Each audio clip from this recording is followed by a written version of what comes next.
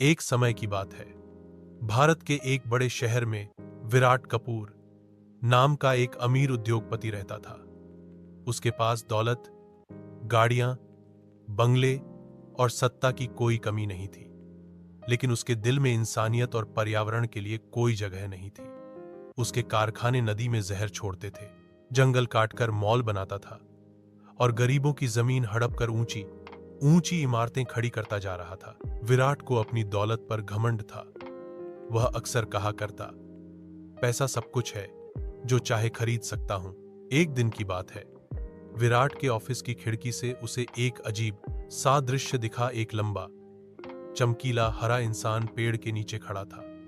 उसका शरीर पत्तों से ढका था, उसकी आंखें गहरी और चमकदार थीं और उसके हाथों से जैसे लताएं लिपटी हुई थीं। विराट ने तुरंत अपने सिक्योरिटी गार्ड को भेजा, देखो कौन है वो भेष में, भगा दो उसे। लेकिन जब गार्ड वहां पहुंचा तो वह हरित मानव हवा में गायब हो गया। गार्ड घबरा गया। उसी रात विराट अपने महंगे बिस्तर पर आराम से सोया हुआ था कि अचानक कमरे में तेज हवा चलने लगी। खिड़कियां अपने आप खुल गईं, पेड़ पौधे की लताएं कमरे में घुसने लगी और वहां खड़ा था वही हरा आदमी। कौन हो तुम? विराट कांपता हुआ बोला।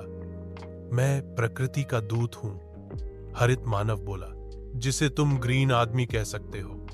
मैं तुम्हें चेतावनी देने आया हूं। विराट हंस पड़ा, तुम जैसे फैंसी ड्रेस वाले मुझे डराओगे? हरित मानव ने उसकी ओर देखा। उसकी आंखों में पृथ्वी की पीड़ा झलक रही थी। तुम्हारे कारखानों ने नदी को काला कर दिया है, तुम्हारे मॉलों ने जंगलों का गला घोंटा है और तुम्हारे लालच ने अनगिनत जीवों को मौत दी है। अब समय आ गया है कि तुम अपने कर्मों का फल भुगतो। अगले दिन विराट की दुनिया बदल गई।